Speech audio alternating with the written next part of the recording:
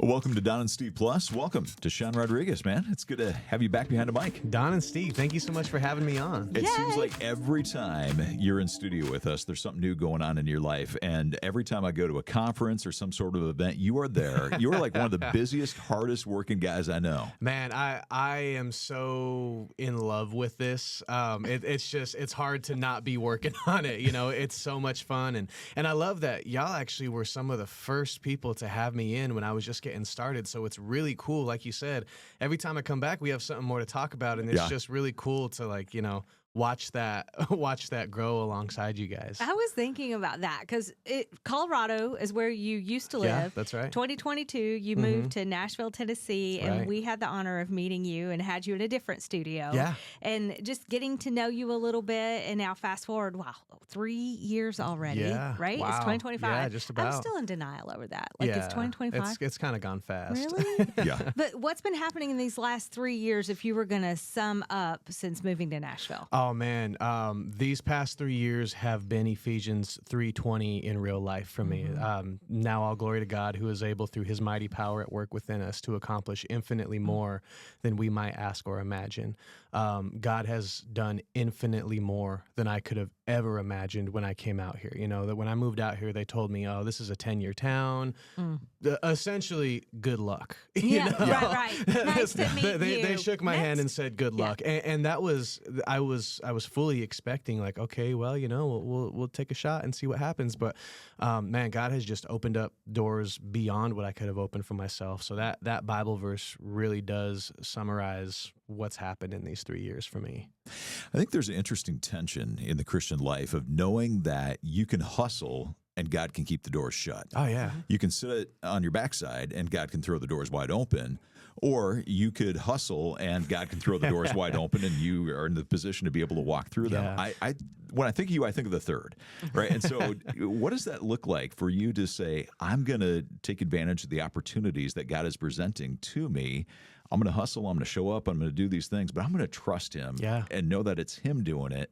Yep. Even though I'm hustling. Well, man, that goes back to even before I moved out to Tennessee. So something that I tell people all the time, you know, is people, we all have dreams and ambitions. Some people's are music, some people's are film, some people's are through podcasts, or whatever it is, people have ambitions and dreams.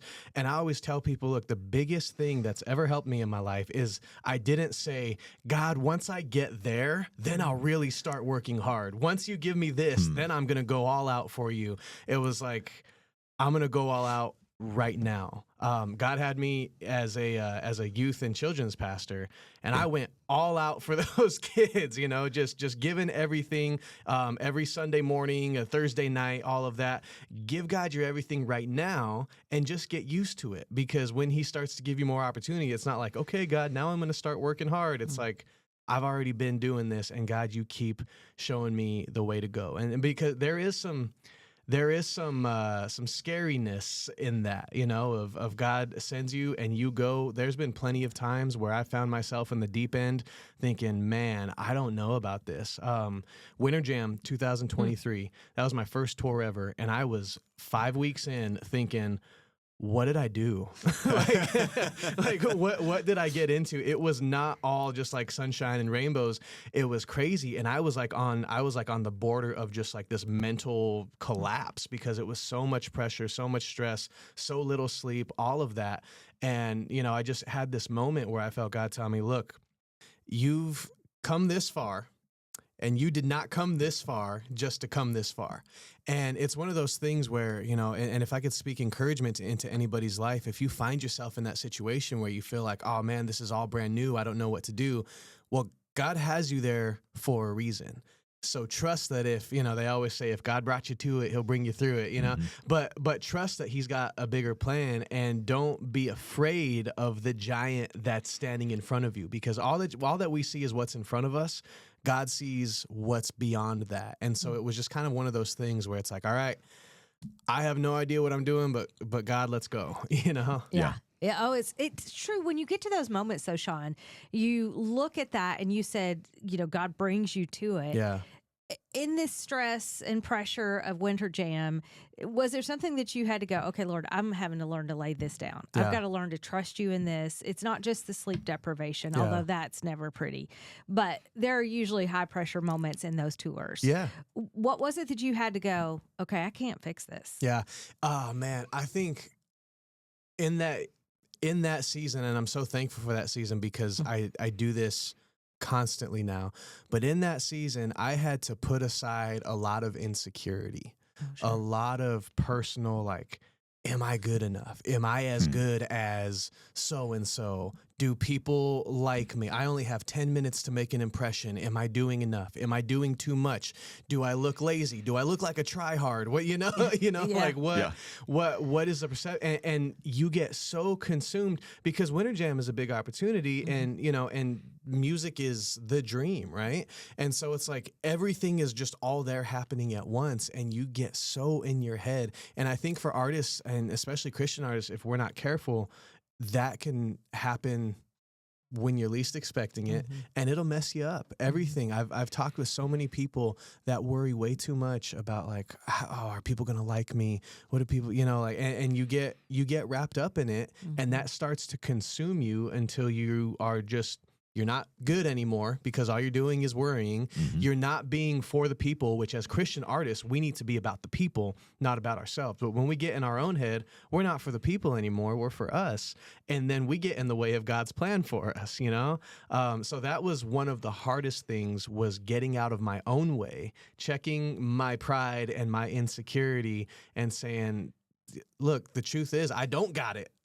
I'm here because God's got it, But once I was able to accept that made everything easier, and it made everything more fun too. I was just gonna ask, because the pressure was off, and it's like, man, all I got to do is show up and show Jesus. That's it. That's all that I got to do. So my favorite part of that night, and still to this day when we go on tour, my favorite part is actually always after the concert, when I get to meet people. In the meet and greet lines, I hear stories about what God's doing in their life. There's this awesome couple. They're actually from Michigan. They've come to a couple of concerts, and their dream and their passion was to create this this virtual escape room that goes in Airbnbs. And when I first met them at a concert, they were telling me about the idea. They came to another concert. They said, we got an investor for the idea. They came to another concert. They said, we got picked up by 5 Airbnbs we just launched last month. And so it's just cool, like, to track with people, watching their dreams come true. I'm like, that is awesome, because it reminds me that God is being God everywhere, and he is inspiring and changing lives in everybody's life. So it reminds you, like, hey, the world doesn't revolve around you or your dreams or your passions. God is doing what he does in everybody's life. Yeah. So it's cool. It's cool to hear those stories. And I'm sure that as you get to meet different people in different shows, you hear all sorts of different stories. I think it's fascinating also to hear what's going on in the lives of those on the stage and what God is continuing to show. Sometimes that comes out in music. Songs will come out down the road through what you've walked through. But what do you feel like God has been showing you or teaching you as of late? Yeah. Oh man, that's so good. It's been a lot. So the book of Exodus has really been on my heart lately. And the concept, freedom just rings through that. But it's so cool because it's not the freedom that you would think, or I should say it's not the freedom as in something that you did something so cool and now you're on to bigger and better things. It's actually, there's so many themes of the people having no hope, no chance, no anything. And something that's been on my heart lately is like, we find ourselves in those situations so many times, but so many times in Exodus, when people have no chance, God comes through. He gives them their way, but what it shows them is that God is the one that should get the glory for this.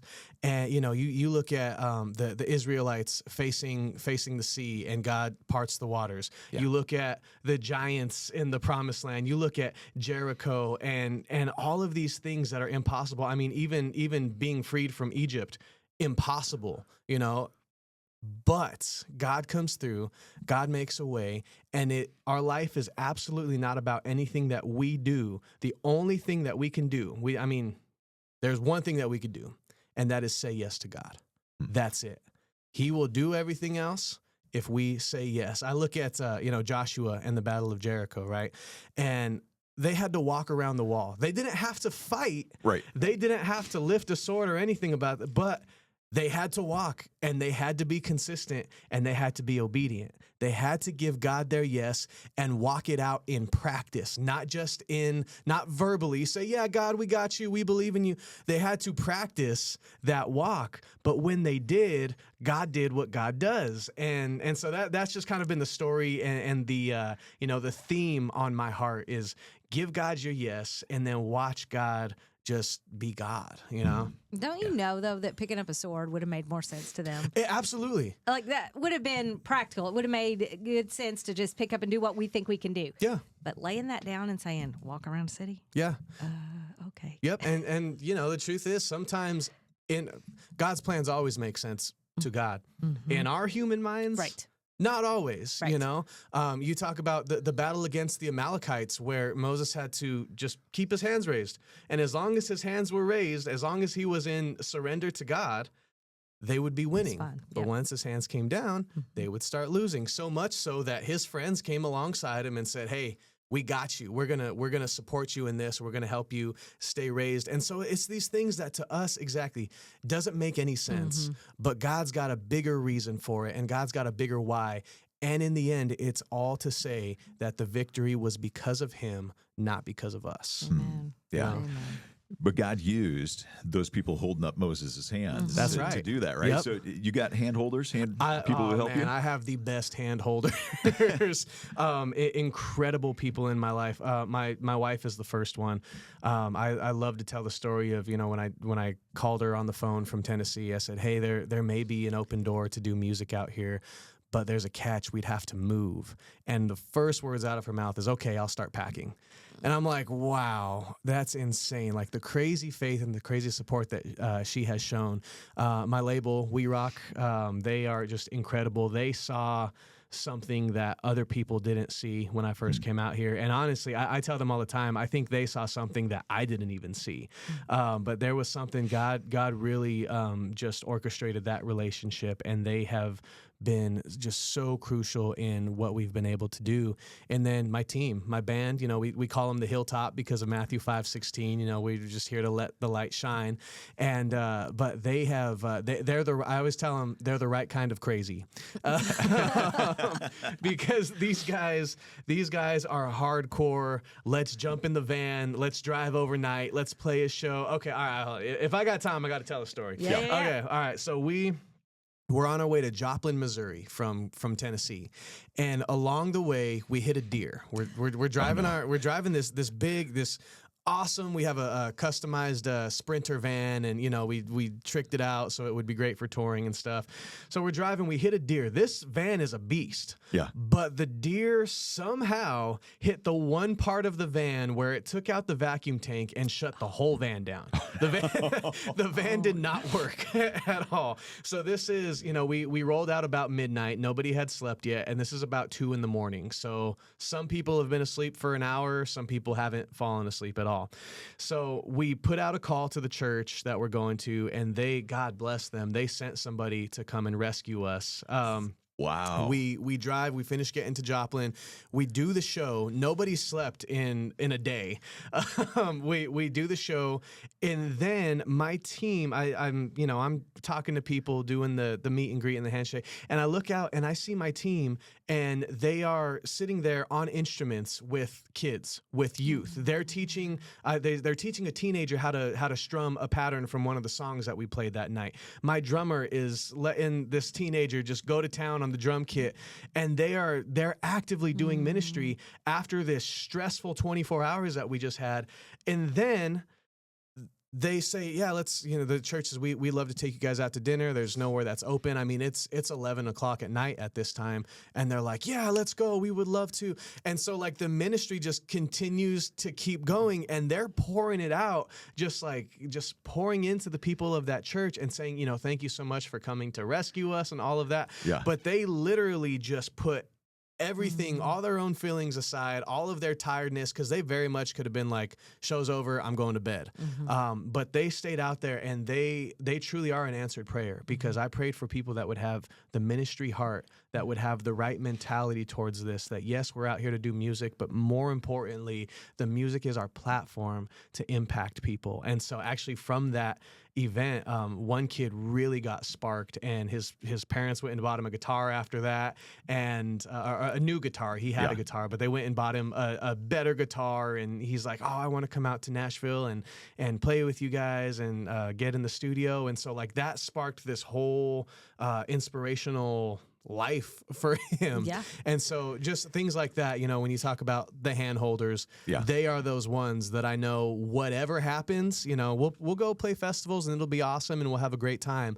But even when we hit a deer and we don't sleep for a day, they're still going to be about the ministry. And so that is like, that's what you need in life, is those people that are just going to be in it no matter what.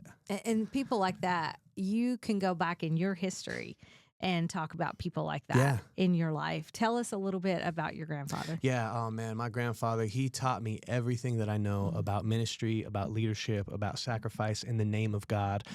He's been a pastor for over 40 years, and he feels called to pastor the inner city people. You know, there's the church that he has, there's projects on all four sides. And, you know, some people have said like, oh, pastor, why don't you move? You could be out in the suburbs. And he's like, no, these are my people. These are the people that I'm called to work with and to be here for.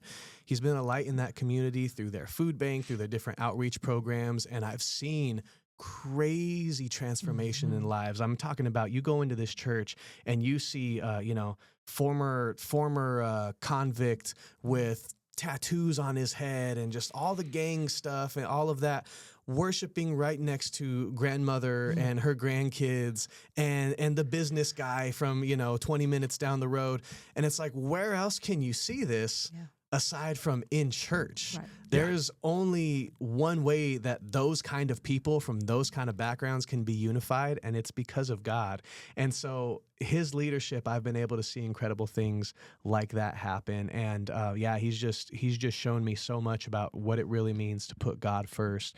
And so for me, I kind of see it as an honor that although it's a different method, I'm blessed to be able to continue the legacy of ministry that God started through him. And, you know, if what I've since 2023, so I've been in this 2 years now. If 38 and change years from now, I can say that I'm still going strong and sacrificing in ministry, like I that would be just a huge blessing. You know, I would imagine you have watched him work hard at the work that God has given him to do, and he's written a lot of sermons. You write a lot of songs. Yes. Like you said, the ministry is a little bit different, but you're serving the way that God has called you to serve. Right. When you get up and preach a sermon, there's instantaneous feedback from a congregation. When you get up and perform, there's instantaneous feedback from a crowd, I would imagine. So when you go about your craft, when do you feel like, you know, like this is a song that I think I'm ready to try and bring to an audience? Yeah, if I am crazy, like I gotta feel it. You know, I call it like the heart pull moment, where it's just like it feels like you can feel it in your chest. If I get excited about a song like that, then I'm like, okay, this is one to put forward. And we do write a lot of songs. Not all of them see the light of day. Sure. And even the best songwriters out there are not going to be 100% with the songs that they write. You know, you'll put one out and it's like, it's good, it's all right. But every now and then you come across a song that's just like, oh man, I'm really feeling this. I'm really excited. I've been blessed to have a couple of songs like that I just believe in, and like, hey, I would go perform this tomorrow. In fact, with one song that was written, I did turn around and perform it the next day. Wow. And it was a great response. And so, you know, it's just one of those things where it sounds cheesy to say, like, you know, God tells you what the right one is, but that's kind of how it is, you know. If you feel it and it just gets you excited and it gets you emotional. I like to be emotional about my music. Because I'm so passionate about all of this. So if I can get passionate about it and it gets me fired up, I usually think, all right, this is the right direction. And most recently, you've had a song that's been on the charts, as we say in Christian music and Christian radio. It's been on the charts, Disciple. Yes. So, okay, but it brought up a question that we had, right? We had a question before you got here. Okay. Okay. So this song's with Disciple. Yeah. And we've heard a lot of your music through the last 3 years. What kind of artist is Sean Rodriguez? What kind of Man. music? So this is the way that I like to explain it. Before I started in music, I was a family pastor. And as being a family pastor, you have to break down a message and deliver it to children when you need to youth when you need to parents when you need to, and to grandparents when you need to. You're not going to deliver that message the same way. I'm not going to call grandparents up on stage and have them do a puppet show to talk about, Joshua and Jericho, right? It's different deliveries. And so the music genres change. That is completely because of my background in family ministry. I wanted my music to be a continuation of my ministry. So everybody that comes to my concert, I don't care if you're a kid or you have great grandkids. I want you to walk away from my concert saying at least one of those songs was for you. And so we intentionally said, okay, let's write something different. How would, how would this demographic like to hear this message? And it really has kind of blown the box wide open. There is no box. And that's a fair question too, because I think sometimes people are like, yeah, we don't really know what to do with you. Like, we don't know where to put you. Like, do we put you on this platform? Do we put you over on this stage? But it's also been a blessing too, because, I'm able to say like, hey, wherever you put me, we're going to serve all out and somebody's going to enjoy it, you know? So it's been really cool. The Disciple collab, that was, How did that happen? How did that come really Because cool. like, I'm a fan of yours. Yeah. I'm a fan of theirs. I'm like, wait, you guys are doing a song together. That's really cool. So we did Winter Jam together, 2023. Disciple was on that tour, and that was a God relationship. I talked earlier about just kind of my mental struggles during that tour. Well, one of the guys that really helped me through that was Kevin Young. Yeah. And he came alongside me. He's like, dude, I've been doing this longer than you've been alive. And he said, let me show you, let me tell you some things that I did. And he helped me shift my whole perspective, because he was probably one of the only artists still to this day that I've experienced that has been straight up, you are an insecure artist just like the rest of us. He told me that straight up. He's like, yeah, you want people to like your work, right? So do all of us. Yeah. Like, and anyone who pretends like that's not the case, they're lying. And so he was the first guy that I ever met that was just straight up like that. And he helped me get through so much. And so that relationship lasted beyond Winter Jam even, to where it came around for It Is Finished. It was like, oh man, like, hey bro, would you be willing to do this? And he was just like, yeah, all you had to do was ask. Let's do it. And when he showed up in the studio, that was a crazy fan out moment for me and my friends. That was one, they say like, oh, don't fan out, it makes artists uncomfortable. It's like, no, that we were like, forget that. This is Kevin. Like he's doing the Disciple thing right there. With the hair, the shaved head. Yeah, he came in with the shave. It was so iconic. Yeah. And and he's the sweetest guy ever. If you meet him in person, he's like very chill, and he's just like, hey buddy, I love you. How's it going, man? He gets in the booth and he just lets out his and the energy in the studio, like we knew from the second that he hit that scream, we were like, this song is undeniable. Like this song is going to be something. We don't know what. We didn't know it would do this much, but we knew it was going to be something because he came in and just took it to a completely different level. And man, we were fanning out. I'm talking like cheesy, like you would see in the movies. Me and my friends are high-fiving. Yeah. We're jumping up and down. He did the thing. He did the thing. It was crazy. So That's good. Yeah. That's good. I mean, because everybody's real people. That's what that shows. Everybody's real people. You let him be real, and he let you be real. Yes. Yeah, and that's 100%. so beautiful. Yeah, he was able to just say, hey, let's just talk. Yeah. Let's be honest about what's going on. And that, seriously, that was everything that I needed in that season. So I'm so thankful for that. That's good. So first song in the rock charts. Yes. Right? Yep. Will there be more? On the rock charts? Yeah. I mean...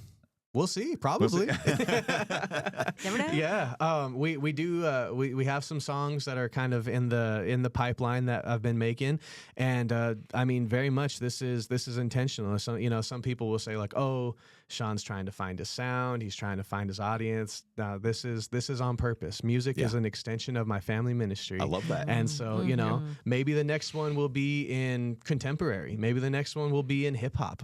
I don't know. We do have we just have all genres, but this is the approach. We're walking it out on purpose, and it's very unorthodox. But again, believing if God puts you here, it's here for a reason. And if God puts something so strongly on your heart that you're so passionate and convicted about, then do it and move on it and let God do what he does, because he'll show you in the end. I love that because you're not confused. God's not an author of confusion. Right. And others may be trying to pigeonhole you and make you pick a lane. Right. But you're like, no, that's not what the Lord's called me to. Yeah. He's called me to family ministry, and that's what my music is going to reflect. Yeah. When you first met the Lord, I want to talk about that because we talk about being sold out for God, surrendering to God, picking our yes on the table. Where does that start? What do you share with an audience of where this yes to God begins? Yeah, oh man, that's such a good question. Well, it starts somewhere different for everybody, of course, that yes to God. I think the cool thing, though, is that when you can get people to understand that you could be the furthest away from God as you possibly could be, no matter how far you've run, though, you're only one step away from being back within his grace. If you can get people to understand that a day spent walking in God's direction is way better than a day spent walking out of it, that's what I really try to push home.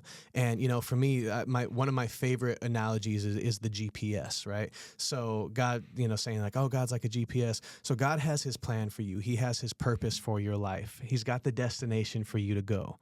It's your job to follow that path. You can go straight where he's telling you to go, or you can veer off and go right. It's up to you to follow that direction. But the incredible thing about God is even if you veer off and go right, he's going to reroute just like a GPS, and he'll say, okay, you went that way, you went the wrong way. No worries, make a left right here, and you'll get back on the road. And he's going to continue to give you that chance. And you can drive hours down the road, days down the road, way in the wrong direction, but he will continue to reroute you, continue to give you that chance. And then once you follow that path, then you're back in his direction again. So it's just trying to get people to understand, like, look, it doesn't matter if you've run from God your whole life or if you've just recently turned from God, if you've been questioning God, that one step is all that it takes for you to start getting your life back on track. For me, I grew up in the church, and so I always knew God.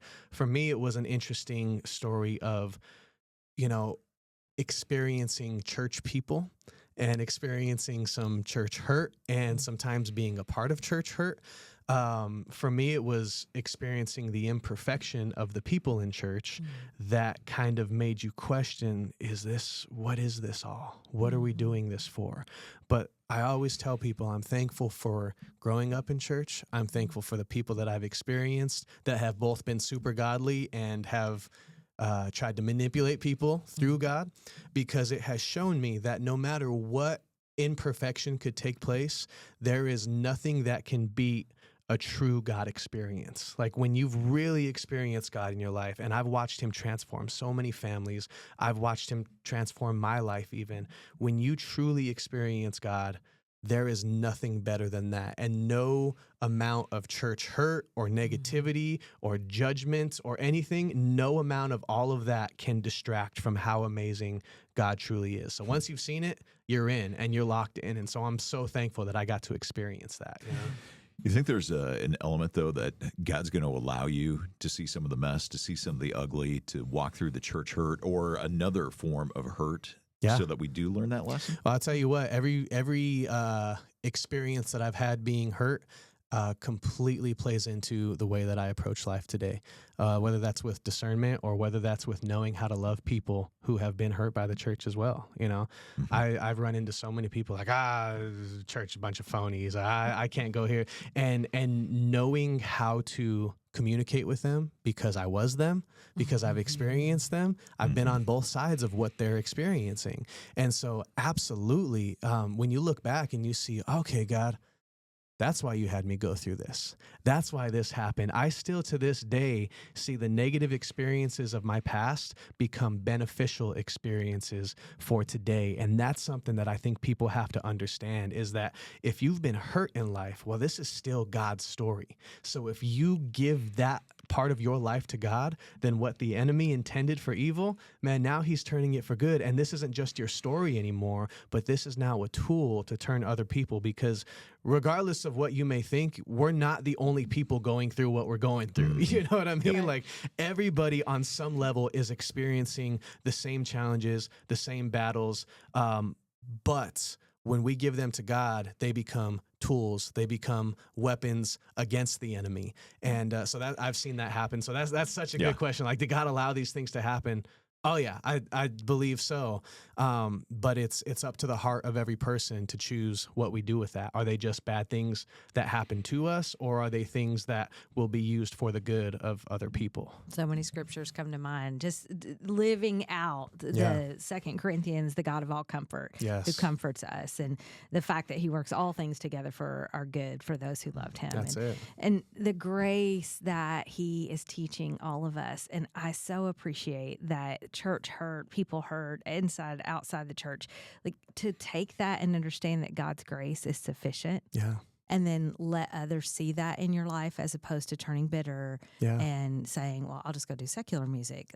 I know what to expect there, right? Yeah. Because it's different.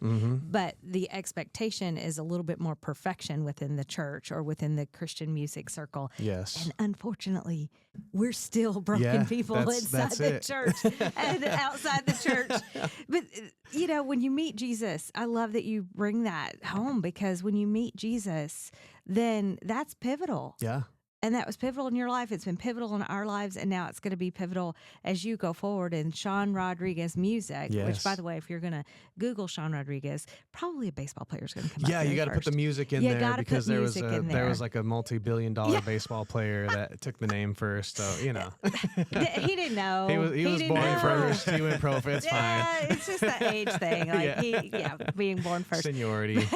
But in the show notes, we're going to put Sean Rodriguez music so that you can get to Sean's music and know more about him. But you're getting ready to start a tour. We are, yep. So tell us what to expect coming up this summer. I think it actually kicks off in April. May. May, Yep, okay. So mid-May, we take off. Our first event is May 14th, and then we will be hitting every weekend until the end of August. And so just going different places, a lot of Christian music festivals, which I'm super thankful.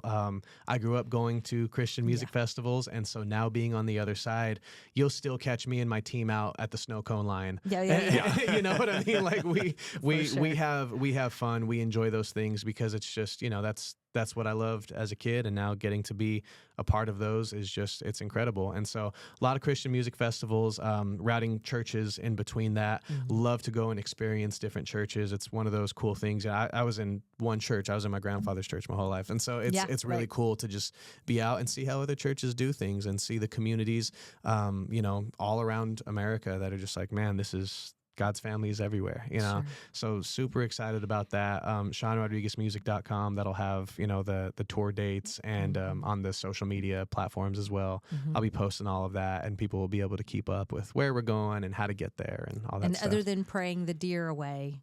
Right. Are there other prayer requests that we can cover for your tour? Yeah, you know, I there's a couple of things that I always love to ask for prayer on. Continued wisdom and discernment. As we continue to grow, just more opportunities come up, and not all good opportunities are God opportunities. Right. And so it's having the discernment and the wisdom to know what is of God and what is something that is just, you know, I would get excited about, you know, so just that guidance for sure. And relationships, meeting the right people. When I moved out to Tennessee, I prayed for relationship over opportunity, and God put me with the people that would make my life better and would make me better, and that I could in turn help make them better. You know, he put me with people that we were supposed to do life together. And so I continue to pray for that, whether, you know, that's in more people to add to the team, or, you know, or just people that we need to know, you know, just people that, hey, we crossed paths once, but what you told me has never left, you know, like those kind of things. Just that God puts us in front of the people that we're supposed to be in front of. So did you get those people to do life with? Did you get that from a small group? I actually did not. I got those people from had to. I got those people from the most like random encounters. Yeah. My piano player, actually, it's a funny story with him. I had met him once, like in passing at a movie theater. We were both standing in the snack line, and he was just like, he's like, hey man, I heard you put a song out today. And I was like, oh yeah, thanks bro. And he was like, wow, cool. Yeah, it sounded good. We'll talk to you later. Just young guy. So, and then it was probably a month or two after that, I woke up with his name on my mind, and I was like, "Who is that?" His name's Max Allard. I was like, "Who is Max Allard?" So I look him up on Instagram, and he's following me. I send him a message, and I'm like, "Hey, bro, give me a call. Here's my phone number," and he called me, and I didn't answer the phone, because I was like, why did I tell this kid to call me? It was just like super random. So anyways, I'll come back around about 3 or 4 days later.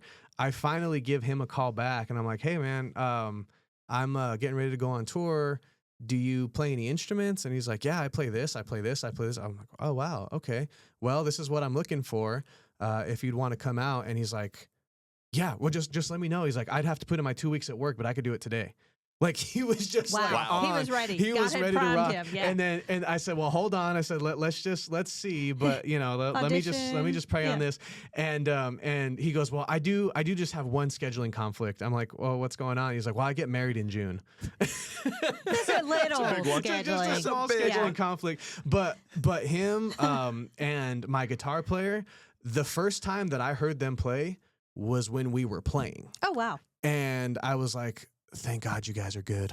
But it was one of those things where it was God set up those relationships in the most random ways, not in like the usual, like, you know, hey, we're all going to a hangout, you know, like it was just very random, but they were the right people. And that's how I know God had everything to do with that, because we didn't seek each other out. We had very minimal experience with one another, and now we're like family. You know, those are my brothers, and it's really crazy to see how God does what He does. And so I continue to pray for relationships like that, not the ones that I seek out, but the ones that God says, "Hey, this relationship's going to happen." This Either is way. for you. Yeah, exactly. And yeah. So cool when you see God's hand at work and how He orchestrates things and how He does things, and you can recognize that He was at work in that. Fairly new song, Jesus Will. Yeah. I'd love to hear just a little bit of the backstory of that song. Okay, so that song actually was sparked from a really, really just a hard time for me and my family. I was driving home from church on a Sunday, and I got a call from my mom. Long story short, she was letting me know that my aunt, who was 48 years old, had passed away. She didn't wake up Sunday morning. And I took that one really hard, because she was an incredible supporter. She was, I always tell people, she was my biggest fan. But besides her daughter, I think I was her favorite singer. her daughter had me beat. You know, it was one of those things where I was like, why? God, why? You know, my uncle, he gave his life to serving the church. She gave her life to serving a ministry called Colorado Uplift. They do like teenage mentoring. And I mean, she helped kids get through the hardest times of their life. They gave their whole life to God. And yet at 48 years old, she's no longer with us. And so that was one of the things that I struggled with, really. And, you know, I went out, her funeral was in November, and I was frustrated because I couldn't find the words to say to my family. And looking back, it was because I was looking for words for me to hear, you know. I didn't even know what I needed to hear at that time, but I took the rest of that year off. And when I came back, it was my first songwrite of the year. I got with a friend of mine. He's a producer, and we were going to work on, we had been scheduled way back when to work on some like upbeat Latin praise kind of song. And we sat down, and I was just like, hey man, do you mind if we just do something different. I'm kind of feeling like saying this. And from that session came the song Jesus Will. And the message of that song is like, life is unfair, life is unexpected. And actually at the beginning of the music video, you'll see a note that says, I started writing this song for anyone who's been hurt by life in a way that they've never expected, and for anyone asking, where is God in all of this? And so I had people on my heart when I wrote that song, and I had myself, and my own emotions on my heart when I wrote that song. And what I experienced when I put that song out was it really, people really attached to it, especially on social media. And I realized that everybody has been hurt in an unfair way by life. And that's not a cool place to relate, like, hey, we all relate in that we've been hurt. But as I sat with the song more and I started to share more of it and more behind the scenes, play it live, I started to realize, like, well, it doesn't stop there. Yes, we all relate in that we've been hurt, but it doesn't stop there. We relate even further in that we have a God that, in spite of our hurt, has still brought goodness to our life, and still, like we were talking about earlier, has used our stories to change the direction of other people's lives. And so that was the inspiration behind that song. The testimonies that have come out of people hearing that song or running into that song for the first time, they have been incredible. And so it's one of those things where the place that it came from was pain. And if I could, trade that song to have my aunt back, obviously in a heartbeat, you would do that, because who wouldn't? But to know that her life and the way that she lived and the message that she brought and the things that she inspired, her life is still impacting people today. There are teenagers in Colorado that have incredibly different lives because of the impact that she had on them. There are people whose lives are being touched through this song because she was the one that inspired this song. And so it's one of those things where through the hurt, God still shines. And so it's really been incredible to see that. Glory to his name. That's it. Yeah. Sean Rodriguez music, if I could get it all articulated. And we're going to connect you to a lot of the different things we've talked about between the scripture verses and the song you just mentioned. We'll get both of those that we mentioned. We'll put those in the show notes. And if you have not met Mr. Rodriguez yet, today is your day. You can do that. And a cool, just a side note on Jesus Will, because I thought this was really, really neat. I wanted this song to become like my letter of encouragement to people who are struggling, to people who are hurt.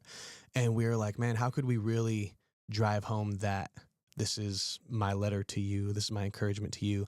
So the music video, actually, when we filmed it, we said, all right, we're going to do this. And I wrote the words. I hand wrote the words, and then we scanned them into the computer and we laid them over the top because I said, I want whoever sees this video to be reading my letter of encouragement to them. And so I just thought that was a really fun thing to do, is because you can't write a letter to everybody in the world, but it was kind of a way to just kind of like that handwritten sentiment of like, hey, I'm thinking about you as I write this, as I take time to put this together.